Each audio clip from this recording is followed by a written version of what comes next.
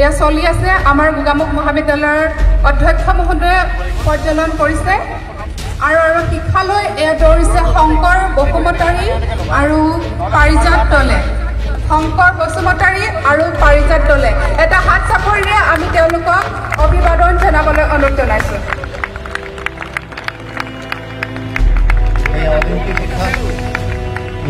KG আমাৰ ওচৰত data আছে প্ৰায় 25 কলেজেছ পাৰ্টিচিপেট কৰিছে এতিয়ালৈকে এতিয়া ডাটা দিয়া মতে 27 কলেজেছ পাৰ্টিচিপেট কৰিছে 187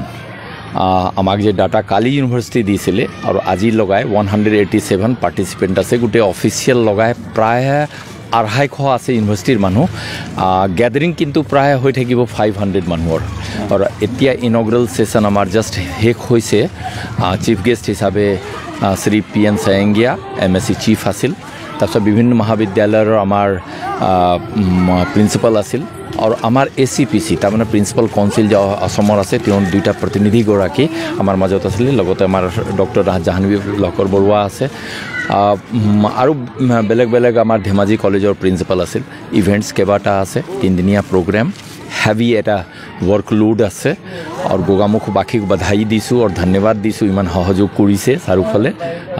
ভাল পাইছো থ্যাংক ইউ ইয়াত যে প্ৰথমবাৰৰ কাৰণে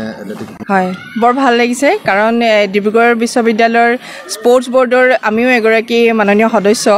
আৰু যেতিয়া আসলতে স্পৰ্টছ বৰ্ডৰ মিটিং হৈছিল তেতিয়া গোগামুখ কলেজক আমিও আগৰবাৰো আমি মানে কৈছিলোঁ যে গোগামুখ কলেজে কিবা এটা ইভেন্ট লওক যেহেতু এইখন মহাবিদ্যালয়ৰ অধ্যক্ষ তেওঁ এজন স্পৰ্টছম্যান হয়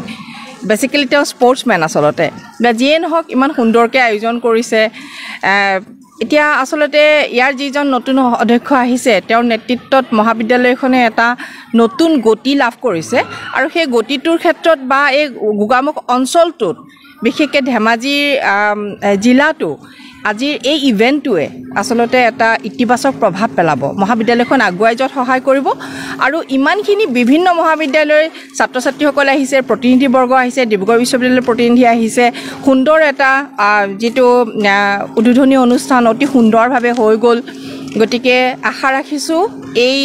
প্ৰতিযোগিতাই এটা ইতিবাচক প্ৰভাৱ মহাবিদ্যালয়খনত পেলাব আৰু ছাত্ৰ ছাত্ৰীসকলৰ মাজত ডিব্ৰুগড় বিশ্ববিদ্যালয়ৰ অধীনত তেওঁলোকে যে অধ্যয়ন কৰিছে এটা যে তেওঁলোকে মঞ্চ পাইছে সেইটো লৈও তেওঁলোকে নিশ্চয়কৈ ভৱিষ্যতে আগুৱাই যাবলৈ সক্ষম হ'ব বুলি আশা ৰাখিছোঁ আৰু সকলোকে শুভেচ্ছা জনাইছোঁ অভিনন্দন জনাইছোঁ ধন্যবাদ